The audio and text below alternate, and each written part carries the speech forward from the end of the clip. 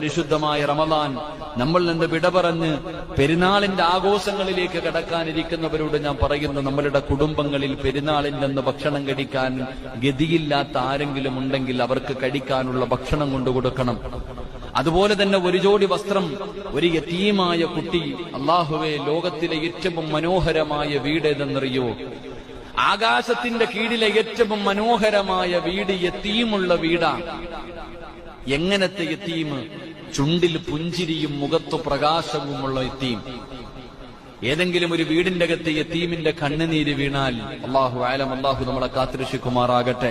അതുകൊണ്ട് നമ്മുടെ ജ്യേഷ്ഠന്റെയും അനുജന്റെയും മക്കളൊക്കെ ഉണ്ട്. ജ്യേഷ്ഠൻ മരണപ്പെട്ടു പോയി, അനുജൻ മരണപ്പെട്ടു പോയി, അങ്ങനെ അല്ലെങ്കിൽ എത്രയോ അളിയൻ മരണപ്പെട്ടു പോയി. യതീമായ മക്കൾ നമ്മുടെ വീടുകളിൽ നമ്മുടെ കുടുംബങ്ങളിലുമുണ്ട്.